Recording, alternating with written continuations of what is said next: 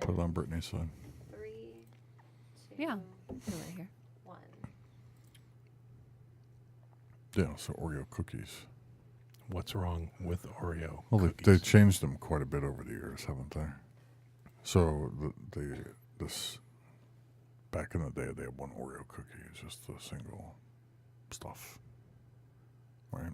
Then they did the double stuff, Yep. and now the double stuff is the single stuff, What? and the double stuff is wait. Anyway, doesn't make a difference. They took all the stuff in the middle out. It's not an Oreo anymore. Mm. They took it out. Oh, they cut down on. I think it was like a sugar thing and or saving money thing. So the double stuff aren't what the original double stuff were. I think it was. Didn't they get a bad reputation for the trans fat thing or some kind of chemical that was in there? Yeah, there's probably gluten in it or something. Yeah, I yuppies can't handle that. Yeah, when gluten first arrived, well, I mean it's been around for forever, but when gluten first came out, are you gluten free? No, No, me neither. I roll in gluten Yeah. before I go to bed at night. Yeah, me too. So I thought gluten. This is how much I really didn't care. I actually thought it was the stuff that kept Jell-O together. The stuff that made it jiggle. Oh, the old cow hooves, right? Oh, is it cow hooves that does that? That's the Jell-O thing. They used to make it out of cow hooves. And that's what made it solidify. I'm just telling you. There's phases that people go through, right? So there was the no carb diet for a long time. There was a Dr. Atkins, the Atkins diet, which That's is kind of come back around again. Now they got the paleo carnivore diet. The paleo diet, Carnivore. which is basically eating like a, well, we did it earlier today. Steak for breakfast, lunch, and dinner. Right. High And protein, no ag- carbs. Right, exactly. And then they had the, what's the other one? They had a whole bunch of them. Kale. Well, kale's There's real been hot. so many. Yeah. But kale is like eating your lawn. I think kale is worse than eating my lawn. It's like just grass. I've eaten my lawn, and it tastes better than kale. Why are you eating your lawn? It's a long story. Just to taste it. Yeah, like me and my Play-Doh. I actually did try to taste I did eat grass back in the day. Oh yeah, when you play When you were a kid. touch football or the tackle football on your one friend who had a sodded lawn because it was the softest lawn, and then everybody would tackle the hell out of each other. Yeah. Every once in a while, you'd eat some grass. So what's inadvertently sometimes. but Absolutely, it's good for you though. It's part of the earth. roughage. What else was hot? Everybody's still on the gluten thing. You see on like all the packaging, gluten-free, wheat-free, food-free, No soy. no soy, no calories, no nothing. It's just, See, just a Nothing. bottle of air. No fun. Nothing. I look for the packages that say extra gluten, less soy, more gluten. That's what I do. Full of fat. Yeah, they got the 1/3 Philadelphia cream cheese, 1/3 less fat. Nope. I'm going straight for the double pack of the fat stuff. Full fat. It tastes better. Full fat. Full fat. I just All the imagine all these joggers like running around like with kale hanging out of their mouths and a package of Jell-O. That's all I could think of. It's kale. We're winging it today, aren't we? Yeah, we are. I was actually at a semi-serious topic. So, who since the start of mankind and will continue till the end of mankind, we'll always have wars, right? Conflict is inevitable. Inevitable. For one reason or another, it could be religion, race, territory, Straight up tribalism. tribalism, whatever it may be. They've been going on since the beginning of time. They'll continue until the end of time, right? Even if we were to all look exactly the same.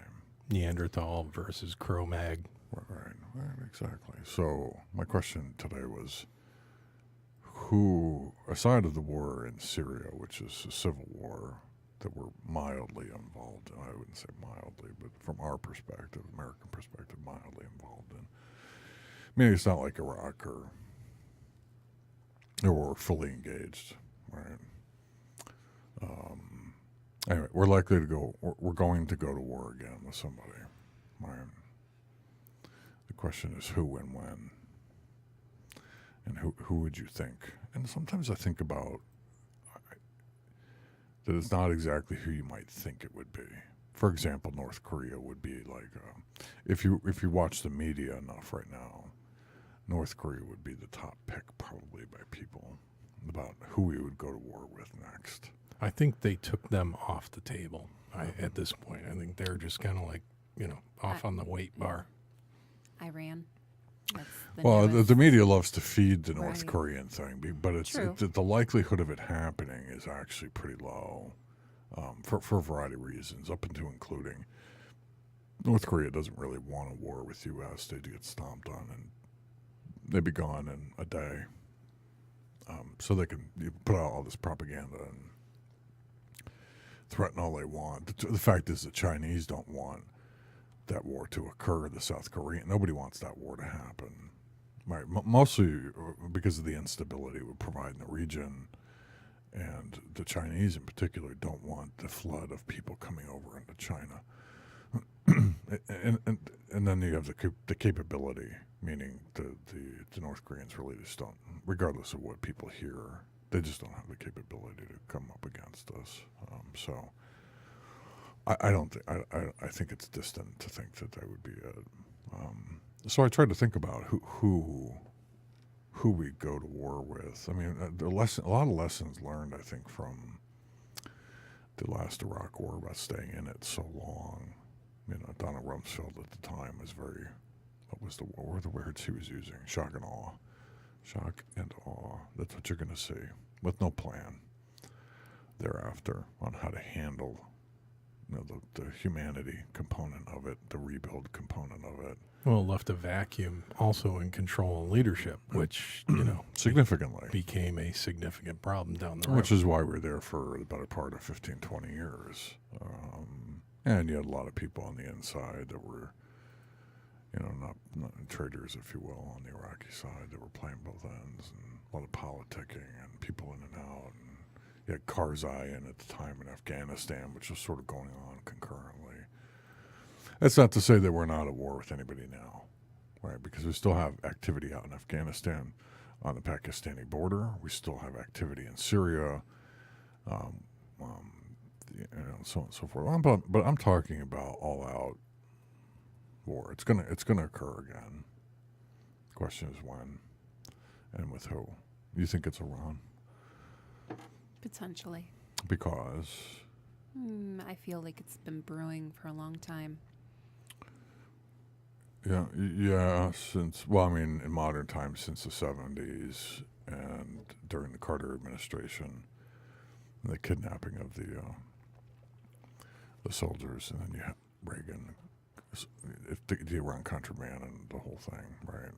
Well, there was that. I mean, we had the hostages, and then Reagan got them out as soon as he came into office. But I still think we owe them a good punch in the face, especially after shipping them, $7.1 billion in cash via plane to try and... that wasn't but, 3-4 years ago. Yeah, it was. And then we, all of a sudden, I think with the latest administration, they're saying, well, you know what? We're pulling out of that whole deal, so screw you guys. Yeah, so just to refresh the memory of the audience, that was about 3-4 years ago during the Obama administration, where they paid off the Iranians in return for... Was it like 7.1 or was it like 14 point something? No, it was a very large sum of money. Billions of dollars, pallets of cash on a sea whatever transport plane, multiple transport planes. Where did that money go? Some of it, I think, was actually on film. That transaction occurring, and or there were plenty of people that were talking about it. I can't remember. Maybe you could look this up. that transaction. Obama sends billions to Iran or something to that effect.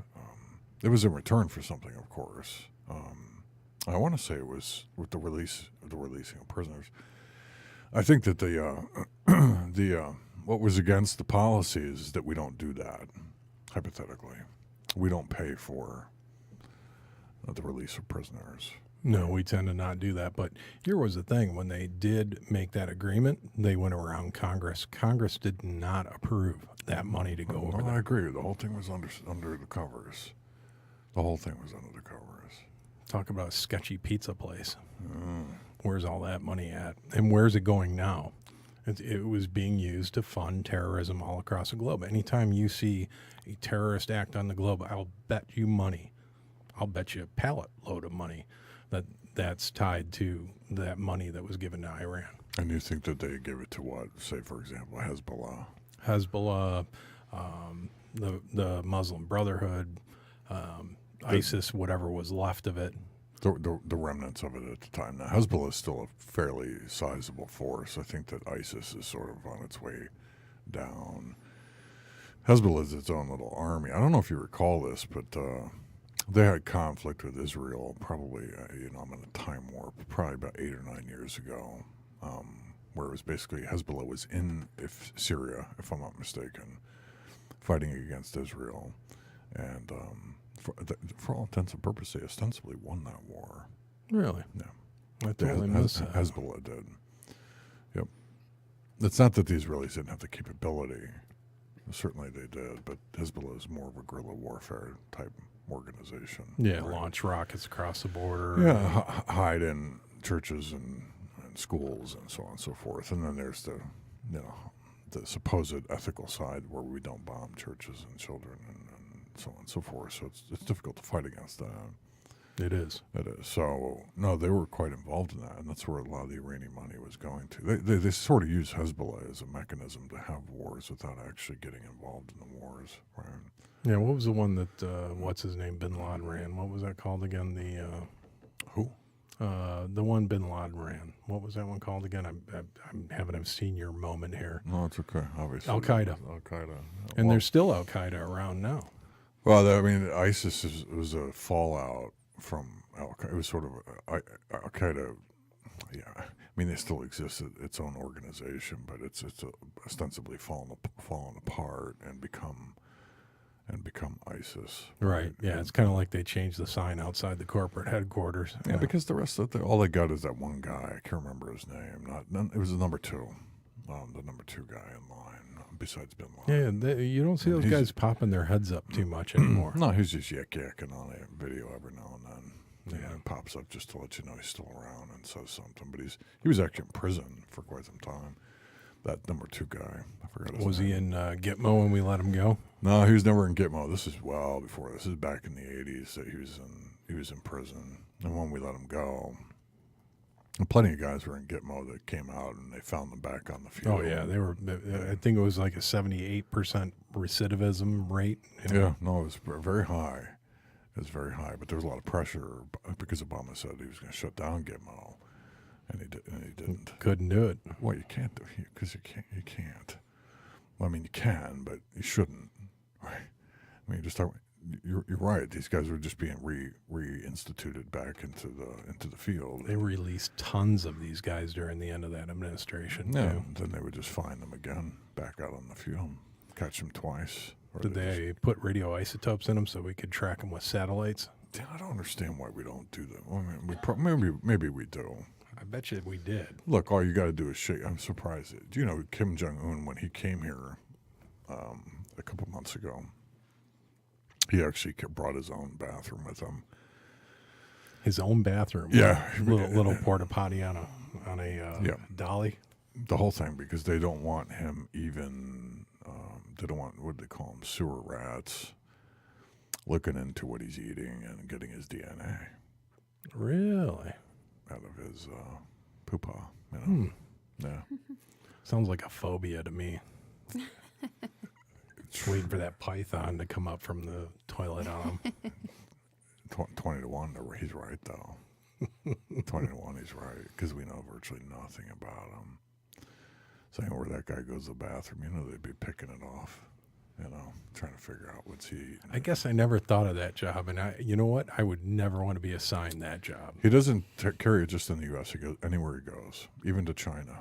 Hey, Jenkins, we got a job for you. Here's some rubber gloves and some tongs Here's, Dude. and a plastic bag. here's Kim Jong Un's poo poo. And I joined the FBI for this, or that would be the CIA probably. Yeah, That would be the Clowns International. guess he gets to change Kim Jong Un's diaper. Kirk Jenkins. Wait, I went to school for technology. What am I doing? Yeah, I don't It's know. kind of similar in some ways, You're always cleaning up some kind of mess. Somebody's crap. Yeah, it's the same thing, same job. Just to get a better set of tongs from the CIA. Yeah, exactly. I don't know. Yeah, I think Iran is they're having an issue internally because the youth of Iran are not necessarily up with the old guard of Iran who still running that joint, if you will.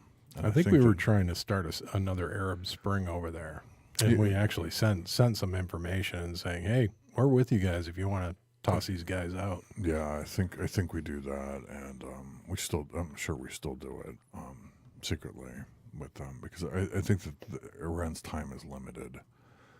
I mean, as is. What do you mean? Limited as to the leadership? Oh, absolutely. They won't prevail as they do today. The youth of that country is much more democratized, if you will. Don't misunderstand. They're very proud of their country. It's not like they're fans of the U.S. necessarily, right? But Well, they were very westernized back in the 50s and the 60s. I mean, they were hardcore westernized. They had suits. They had, yeah, until they put the hammer down. Yeah. So I don't know. Iran's a possibility. There's a lot of activity down in Africa right now, which we're seeing some of that in South Africa, but I'm talking about in the North African areas. Yeah. There's a lot of activity out there because I think the Chinese are very interested in the resources out there. So Yeah, we we could end up in a proxy war with China over, resources, gold, uranium, whatever the case may be. Yeah, we talked about that a few episodes ago. The resources in North Africa Oh, yeah. are, Yeah, pretty, that's right. are pretty tight, and the Chinese are in there, but we don't. We play more of an ethical game with them. But if you look at, some of the countries out there, I mean, I say war because when you go to war, say for example with Somalia, you're not really at war with them. It's just more of a guerrilla battle. So police action, I think they used to refer to it back in the day. Now, what was that one movie that was about that in particular? Black Hawk Down. Black Hawk Down. That is an intense flick. And well, a true story, of course, and that's how wars out in Somalia kind of go. You remember those just going off in the corner as usual? The Somali pirates those were hot for about 3 years. Oh yeah, and then everybody decided to arm up their tankers and their boats, and now you see video every so often on Live Leak where these guys just tear their boats up. It's just like, Yeah, it's hilarious. don't even try, guys. Yeah, so basically, the private companies took it upon themselves to say, "Forget it. We're not waiting on protection from NATO or anybody else." And they loaded up their big barges with massive machine guns, and if you even came close, they're warned, and you can get close to those. So you don't see nearly as many pirates. It was really hot for about 3 years there, 2-3 years. Well, they were like Or sitting Somali- ducks. Somali- I mean, they didn't do Somali- anything. Huh. Yeah, Yeah, I mean, they they were just- just cruising through that strait and going, "Hey, let's hope then nobody tries to board us." Now, when you see some of these videos, they got razor wire around all the edges. They've got security on all the entrance ramps and everything, and then they got these nests up inside the boat. There's no way you're going to come up on that thing. That's what the Tom Hanks movie was about. What was that called? Where he actually Captain Kirk. No. Beat me up, Scotty.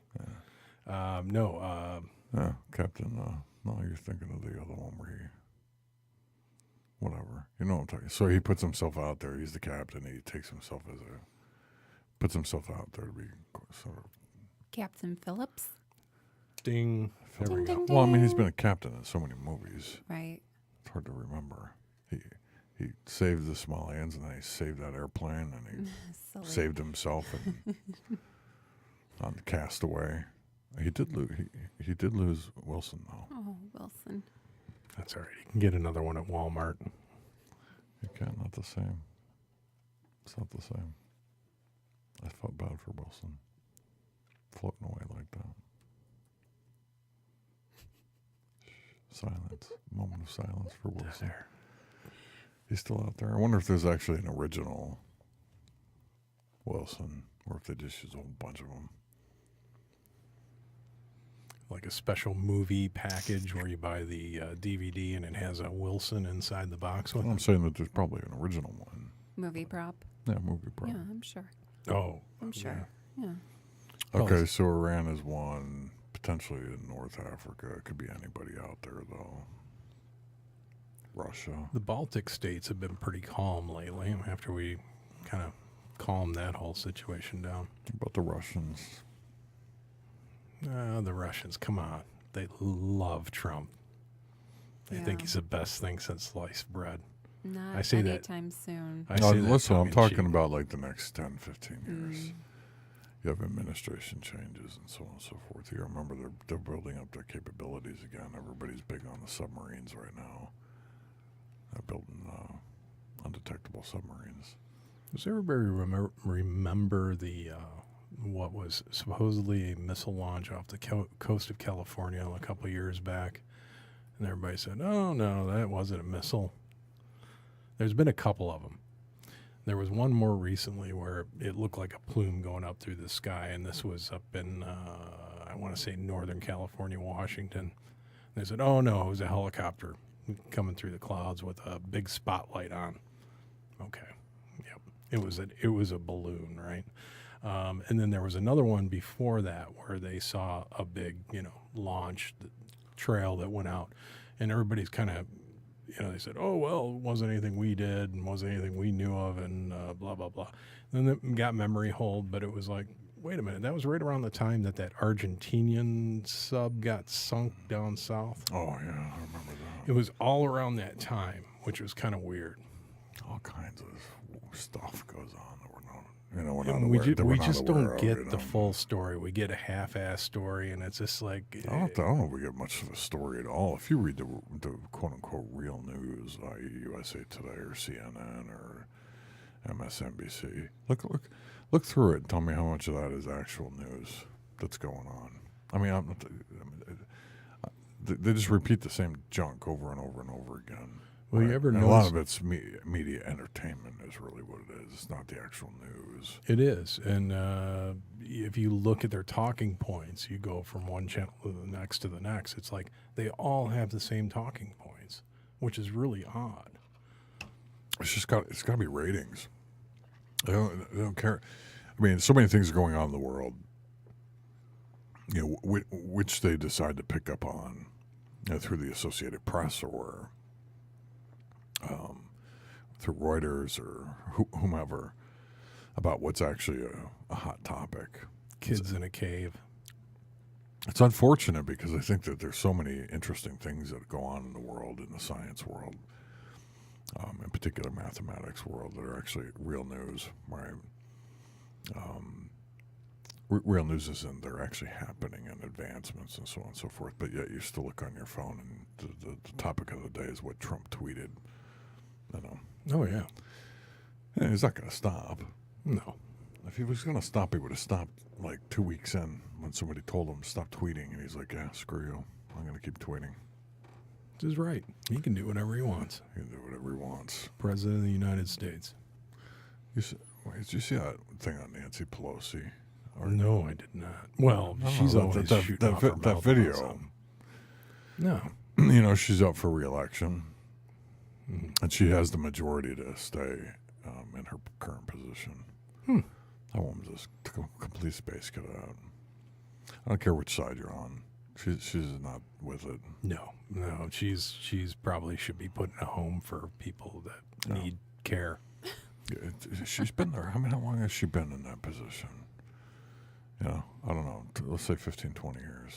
Didn't we come up with the number? She's like worth like $14 or $15 million or something like that, and she's been making like $140,000 a year for 20 years. How do you do that? Yeah, a lot of fundraising. Mm-hmm. I don't know why they would want to keep her in control.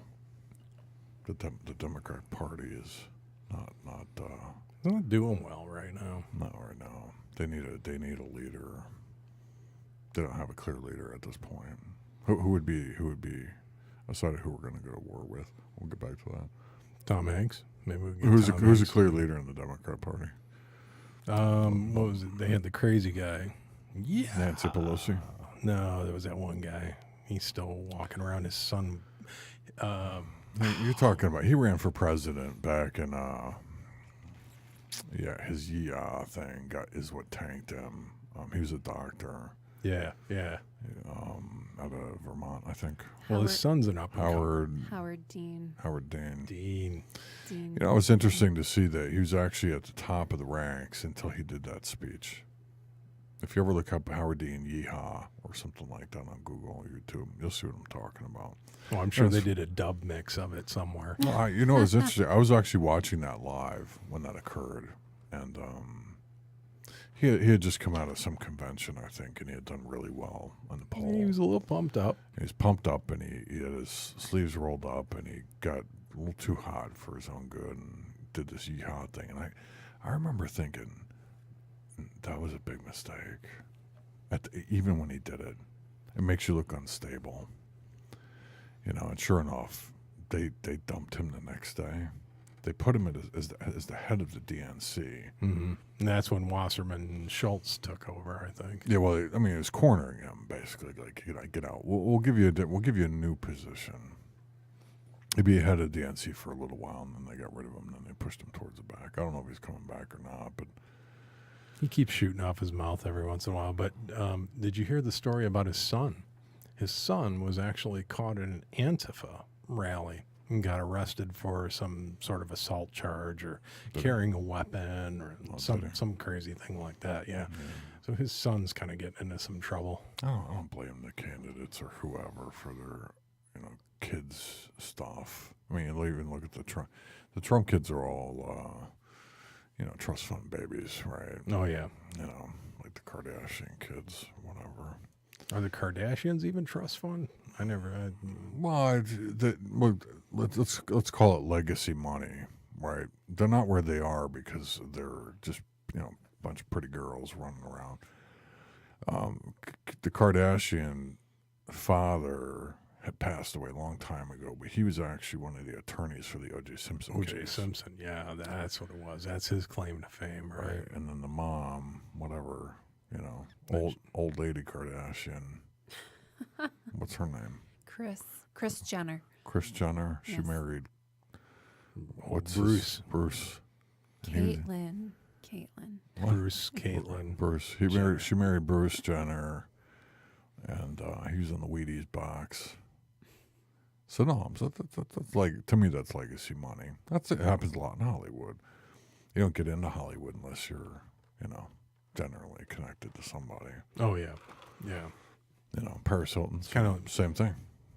I mean, it's not like she's not the only pretty girl on the planet, right? She's the one that kind of started all this nonsense, right? Mm-hmm. Paris Hilton did. It's kind of like the royals. You don't sneak into the royal family. Well, the last one kind of did, but there's pedigrees involved. Meghan Markle, is that her name? Yeah. I think so. I don't know how she got in there. I don't know. She must have something on the Queen. She's got to. I could see. First of all, and I apologize to our audience, which we do have over in the UK, by the way. I just don't think there should be royal families. I don't even know what they do. They don't do anything.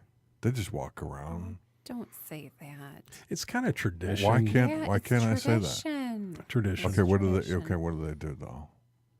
Well, they kind of hold together all the big money people.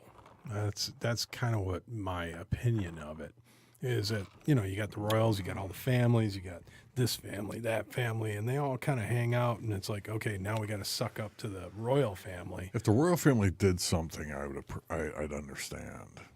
But they don't do anything. They just go to Wimbledon and the Super Bowl. They get You free can tickets. go to the Super Bowl? They get free tickets to everything. Well, that's what I got to sign up for. I appreciate the tradition of it, but the reality is I'm not sure what they actually do. That's all I'm saying. What's Prince Harry do? What does he do? Okay. A lot of charity work. Yeah. They do. That's because they're told to. Look at Meghan Markle. She was told to get off of all her social media before she married him. Really? Oh, yeah. Yeah. You're not permitted to talk for yourself. Nope. Nope. They have one social media account for the entire family. Oh, so once she gets rolled up into that, Yep. well, it kind of, Yep. I don't know, it makes sense. You don't want people. Does she look like she belongs in there, though? I get the Kate one. She kind of looks like she belongs. Meghan looks more like a soap opera star or something. Wasn't she on a TV show? She was an I think she was an actress. actress, Yes. She's an actress here in America. She's Yes. American. Yes. Right. Yep. I just don't think she looks like she belongs there. We will see. Well, whatever. She was at Wimbledon, just chilling out. No, as everybody if, was as at if she really Wimbledon. cares about tennis. You know. It's an elitist sport. Cost some money. Again, back to the money. It's just the people, the money circle. They all hang out. Oh, man, well, okay, if you're going to have princes and queens and kings in the UK, which is more whatever, in Ireland or Scotland, any of Europe, right, Duchess and Yorks and all this stuff, then why get on about it in the Middle East then? They have it too. Princes and so on and so forth, born into money. You know, I've seen all these people on LinkedIn, by the way, lately that have been approaching me. They all have this garb on. They look like Prince Sultan or something, you know. Oh, really? It's just a bunch of nonsense. Hmm. They're like, we need you to be our friend for $50 million and We need your bank account number. follow the Holy Grail. Huh? The bank. I was watching Indiana Jones the other day. I got stuck on that. I need $50,000 in order to be able to give you $100,000. Hey, sign me up. Right. This is, yeah, and like people try to latch on to your name. They don't even spell my name right. They're like, you know, and they can't even talk properly, but they got that Sultan King Saudi Arabia looking thing on, you know, to make them look like they're somebody. There's been some changes in Saudi Arabia. That whole family's gotten cleaned up. Yeah, some guy came in a year or two ago. Yeah, about 2 years ago. He arrested like everybody. He arrested everybody for corruption, bribery, all the things that make the Middle East. Well, how the hell did they end up on my social media then? They're all in prison. Oh, they They're all hold them up in a like, hotel and texting me all day. question them all day. That's probably how they're trying to get out. That's what it is. They got some money to launder. They're in prison on YouTube, commenting on my videos. Well, we're up to 80 views on one of them. It's more than that. Is it? Yeah. All right. It's behind the scenes data. It's actually 10. It's actually 80,000. 80,000? Oh, sorry, Is that he wasn't funny. pulling my leg? No, it's 80K. Yeah. Really? Now, is that cumulative across all of them? That's cumulative with me and Justin Bieber included. Oh, okay. on 2 seconds of one of his videos. You set up the Justin Bieber troll account. The real Justin Bieber. Right. Mm-hmm. It's just spelled differently. It's like Bieber. Bieber. Justin Bieber. And I put a picture of like, it's like half me, half I was him. wondering how you had 1.5 million followers all of a sudden. Yeah, I know. He called me the other day. Can't trust those technology dudes. I remember I discovered Justin Bieber, by the way. Ask. Who? What? I did. I saw him on YouTube, and I was like, that kid's going to be a star. He's a little knucklehead, but he'll be a star. This is before he was popular. He's still having a rough time even when he's popular. Listen, how can you blame the kid? I mean, you're like 15 years old. You got like $20 billion in a Lamborghini and a bunch of women crawling all over you. What are you going to do? What would I do? If I was back then, I wouldn't even know what to do with myself. Yeah, that would be hard to handle. What do you do? What can you do? You can't even blame the kid. You know. Well, So it goes to your head. Fame is tough. Well, Fame is especially tough. when you're 14, 15 years old and you got a million No, you're not equipped to screaming handle girls at you. Yeah. When I was in school, I had the girls screaming at me to get away from them. Yeah. You know. Leave me alone. Stop following me. You smell like Play-Doh. I smell like that's the guy that eats Play-Doh and tries to change colors with water. He's crazy. Yeah, no. The only girls screaming at me at 14 were screaming to get away. Well, they're sure that's entirely true, but going back to the views, yeah, with Justin Bieber's views, we got plenty. So I don't think we'll go to war with North Korea. No, they're off the table. That's off the table. Maybe Australia. Maybe we could pick one with Australia or maybe New Zealand. The friendly countries. Canada. Just throw Canada in there. Oh, we just need to roll across the border and just free those people. They are being oppressed over there. It's worse than. Never You've been watching Jordan Peterson. Well, yeah, a little bit. Toronto. He's an incredibly intelligent man. Would love to meet that guy someday. He's got to have a new topic. He's got his book, and then he's got the pronoun issue. And it's not that he's not talking about other topics, but I mean that's pretty much what he's got going on right now. I think he's actually creating, if I'm not mistaken, some master classes. Really? Yeah. Okay. I know he's supposed to be here in Detroit. I don't know if it's going to be on masterclass, but he's creating the equivalent of some master classes so that people can learn from him remotely. Interesting. Now, I know he's supposed to be here in Detroit in a couple of weeks. Is he really? Yeah. Try getting tickets to that. Well, actually, there was quite a few tickets, and it was interesting how they broke them up. I mean, you could get packages, you could get a seat for $50, but you could get a package. Straight through the venue, or you had to go on to...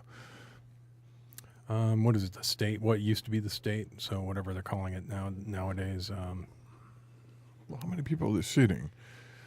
I mean, he's a popular guy right now. It'd be tough to get in, I would think. Yeah, it was the Fox Theater. I think that's actually where he's at. How many is a Fox seat? That's a big one. 5,000 people, maybe. Yeah, that sounds about right. I'd be surprised. Well, he'll sell out either way. He's a hot guy right now, right? And he will be for quite some time, so long as he keeps bringing up new material.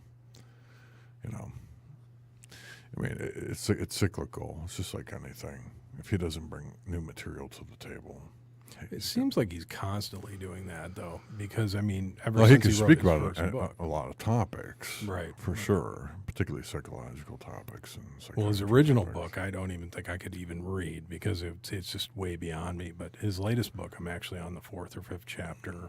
12 ways. 12 rules for life. For life, yeah. And I think I'm on. Yeah, I just finished 4. I actually reread 4. And it was good. It was very good because it was about treating yourself as you would, as if you were responsible for someone else.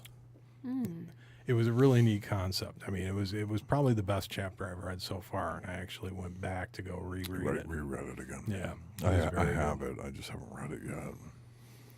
You got to process it. You can't just breeze through it. No, right. It's one of those, sit there and read a little bit and then figure out what is even talking about. One of the great philosophers was Ayn Rand. I don't know if you've ever read her stuff. I have not. Particularly if you read her books on philosophy, it's disturbingly awkward. Not disturbing. It's not awkward. It's disturbingly, resonant with what's going on in today's environment. Meaning, she wrote these back, 50s, maybe even earlier than that. It was either the late 40s, I think. Late 40s or 50s. And the things that she's writing about are extremely applicable yet today. I mean, not in a generalization sense either. where she could have said something, extremely general, and of course it would apply to any particular one time. But if you read her, she's got a few books out. What was it? Atlas Shrugged. Well, Atlas Shrugged is her most popular one. But it's incredible. She's just a brilliant woman. Reminds me of like Margaret Thatcher. Really? Who I really appreciated as well. When did she write those books? Ayn Rand. Between The 50s. the 50s. Yeah. Well, she's since passed, of course, but she was not. If you read her books, they're just incredible. And no, I don't mean Margaret Thatcher in terms of her politicking or her philosophy, but just strength of character, if you will. Okay. Margaret Thatcher was very, that's not the woman you want to mess with. No, I would imagine not. No, she was. Didn't they call her the Iron Maiden or something like that? They did, yeah. Which is appropriate. I mean, she was very eloquent. A great speaker. Extremely classy, but man, she'll rip you a new one. Right. Right. She knew her stuff, for sure. Well, you say Ayn Rand was a philosopher, and it seems like we don't have enough philosophers nowadays. It seems like that whole concept has been kind of wiped out of the American psyche, to be able to think deeper and think, Yeah, no, you know what? It exists. There's some people close to us that read a lot about philosophy. So it exists. I think that the level of interest in it has waned a bit significantly. And it's not easy. And it's unfortunate because it is very thoughtful. You have to be a thinker to read philosophy because it's what it is. Philosophy doesn't mean truth. It's opinion on steroids is what it is. You have to know yourself too, Mm-hmm. because if you start getting into philosophy, you start reading concepts that start making you question your own self, your own motivations and whatnot. Well, I think it's important to read multiple types of philosophers, in order to kind of gravitate towards what you to learn from them and what you may or may not believe in. And, actually, I would hope that, that philosophy would make a great comeback, actually, in terms of thinking processes, because the curricula in the academia today, in addition to, you pile religion on top of it, which, for all intents and purposes, in my view, is also philosophy. It is. I think it's a core tenet of philosophy. Well, it's a very powerful one, and one that I don't believe should be the driving force behind a lot of things. And we'll put that to the side for a second. But I think there are some great philosophers, even modern day philosophers, that are out there. When people, I think that the word has a connotation of antiquated, meaning people think of Socrates or people Plato like and Socrates, which are brilliant people. But who is I know somebody who would know this guy. You want to talk about a smart guy? Mitchell would know who he is. Who was that one guy that he just was obsessed with? And he committed suicide, unfortunately. You should text him and see who that was. Ask him who was the philosopher who committed suicide that you really liked. It wasn't like one of those modern philophers like this guy, Jack Kerouac or something. No. This guy, writers, really. And I watched. No, he was a writer, and he also had a lot of YouTube videos and whatnot. Not where he was being interviewed by, say, for example, Charlie Rose or whatever. You want to talk about a smart guy? Oh my God! Well, that's what I think is great about Peterson. Peterson could take some of the heaviest concepts and kind of distill it down to something that somebody in the modern society can actually translate, read, comprehend. And then if you're really interested and you want to get into it, go look at Dostoevsky. I said that wrong. Go look at Nishi. Well, he makes it relatable. He does, and he pulls it together so well. Peterson does. Yeah. And that's where I think he's trying to bring us back. He's trying to bring us back to thinking deeper about things. And ultimately, when we're thinking deeper about things, we're trying to find truth, because there's not enough truth in the world nowadays. And that's really tough, especially in a modern society where we have, I'm going off the reservation. No. Sorry. So, when we have instant information at our tips 24/7 around the clock, and we have all these differing viewpoints on things, the truth is obfuscated. It's gone. It doesn't exist. It's unfortunate. And too many people are being pushed down a particular path without actually, with virtually zero resistance, meaning they don't think for themselves enough. There's too many sheep and not enough leaders.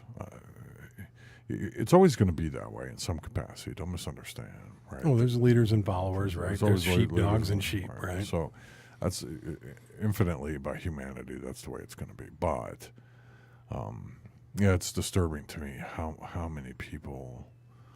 Did he happen to answer? He did. He did. Who was it?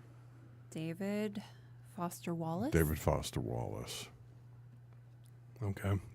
Look that guy up. It sounds vaguely familiar to me, but I'm going to look him up. David Foster Wallace was a brilliant philosopher, and amongst other things, and a great writer. And it's not to say that I agreed with everything he said. I probably agree with other philosophers more, but he certainly made you think. And I think he did it in a capacity that was maybe not quite as relatable as, say, Jordan Peterson, for example. But he's also not claiming to be a philosopher, right? Oh, no. Jordan's not. He's a psychologist. Absolutely. That is his forte. It comes off as philosophy at times because he's talking about topics that are of interest. But David Foster Wallace, for those who want to look it up, and he had a few books, and you can see his interviews on YouTube and whatnot. And a brilliant guy. I don't agree with everything he said. Well, you can't. It's fascinating to watch him, if nothing else. I'm definitely going to check that out. Yeah. Ayn Rand, Margaret Thatcher. I wish she had done more. Thatcher? Yeah. She wasn't a philosopher either. She was a politician, which I couldn't. But actually, in my view, she was either the worst or the greatest politician ever. She was hated. Oh my God, was she hated? I think she was probably hated because she wasn't a politician, but she was such a politician. I don't know which side to put her on. Meaning, she was so good at it that you could call her one of the greatest politicians in modern history. And she was so bad at being a politician because she just spoke her mind. Well, I think that's not unusual in Parliament. Well, I know To speak your mind. No. Well, they get kind of rowdy. Watching Parliament is fascinating. Is absolutely fascinating, and in a much better capacity than how we do it here, by far. There's way too much jockeying around in politics in the U.S. Congress, right? But if you ever watch Britain's Parliament, it's been on C-SPAN. It is interesting. It's absolutely fascinating to watch. Now, she was an outcome of that type of debate, right? Where they're just much more open about what they say, but you throw on top of it that she was a woman, right? In a time when in the 80s, when women were not as prominent, certainly in Parliament or in the U.S., and she'd still tell you how it is. I remember watching interviews with her and really appreciated her candor, if you will. Well, and that comes back to the truth, right? You're looking at people that can speak the truth and speak it eloquently and bring it out rather than jockeying for position, rather than jockeying for poll numbers. It's just tell me the truth. Pull it back. Tell me, was that a missile that got launched off the coast of San Diego, and why did it get launched? Sorry to bring it all the way back there, but you know what I mean? we're protected. I think we live in a bubble. And the amount of information that is disseminated to the American public is just enough to keep you interested, but not enough to scare you. I think they worry they're going to panic us. Well, the economy is very fragile, not nearly as much as it used to be. For example, if you go back to 9/11, you saw what happened, right? Very tough. With the Dow Jones and so on and so forth. If that same event were to happen today, God forbid, it wouldn't affect the markets nearly as much. In fact, there have been a number of occasions where things, not of that magnitude, but of electrical grid outage. Could have affected the markets, but the markets are not. They're now, I don't want to say immune to it, but they're not nearly as sensitive to it anymore. Right. So you could have an event of that nature take place, and the markets aren't going to move nearly as much. Well, I think 9/11 actually drove the whole concept of high availability and data redundancy. I mean, after that, that was kind of an unknown concept, right? Your backup was your backup, but then 9/11. What did we have back then? Now we're on the technology side a little bit. A bit of a RAID array, right? You weren't backing up your data into maybe a SAN, but you got to remember that SANs back then were very expensive. They were extremely EMC expensive. and big and costly to operate. But then at the same time, it's like you had all that equipment in one building. You didn't have it in two That's buildings. true. You didn't have redundancy around the country for sure. Certainly, there was no cloud. Hypothetically, you could have had cloud-type environments, but we didn't. Meaning, the cloud is just the internet. We weren't connected. that mature We yet. weren't that mature yet. Data was very expensive back then. So Connections were expensive. Connections were expensive. So to set up a SAN back then was an infinite amount of money. So then what they tried to do, from what I recall back then, was reduction in compression of SAN data. Basically, I don't want to say, for the audience, for sake, zipping it, if you will, compressing the data, Right. in such a capacity where it's as small as it could get, but you're still holding on to it, right? And that you could still have access to it. But then, if you really needed it, and then there was an archiving and a purging processes, Right. Retention. and how much data do you keep local, and how much data do you put in the SAN, and where in that SAN, and how accessible is it going to be, and so on and so forth. But the data part of that has changed significantly. Obviously, it has. at this point. It's light years from where it was at back then. It was a big push. 9/11 was a big push for that. You're right. Absolutely. It changed everybody's perspective in so many different ways. And I think that the economies are much less sensitive to wars and but the economy, Wall Street's weird though. I think it was yesterday. Facebook reported 129 billion. Billion with a B. Well, Yeah. that was the overall. That was the overall loss in terms of its market cap, but all they said was we don't expect X amount of revenue over the next, but until the end of the year. Essentially that was all they said. They didn't say how much of a loss. They didn't say we're taking losses. They said a reduction in revenue. So Wall Street puts these numbers on it. It says we expect you to grow, right? And they're not growing at the pace that they once were. And therefore they got tanked to 129 billion. And I think it took Mark Zuckerberg down from number one to one or two, I think he was one. Wasn't Bezos one? Or Bezos was one. I thought Bezos was he was either two, three, or four. He was I in the can't top recall. five, It definitely. was Gates, Buffett, Zuckerberg, and Bezos, right? And I think it took him down to like 13. Poor guy. In the day. Yeah, I feel real bad for him. Won't be able to buy another yacht this year. I don't even think he should be that wealthy, but I'm all for like people getting what they made, right? But 129 billion. He says he's going to give it all away. I don't know if I agree with that either. Maybe it's really not his. Well, it's paper money. True. It's paper money. You know. He doesn't actually have it. I just worry about who he's going to give it to. I hope it's not the Iranians. If he were to check out the problem is he can't actually touch his own money. Not much of it at all. He starts checking in some of his stock, and the stock goes down because people think that means he doesn't have confidence in the company. And there's a lot of people that were dumping that stock before that dip hit.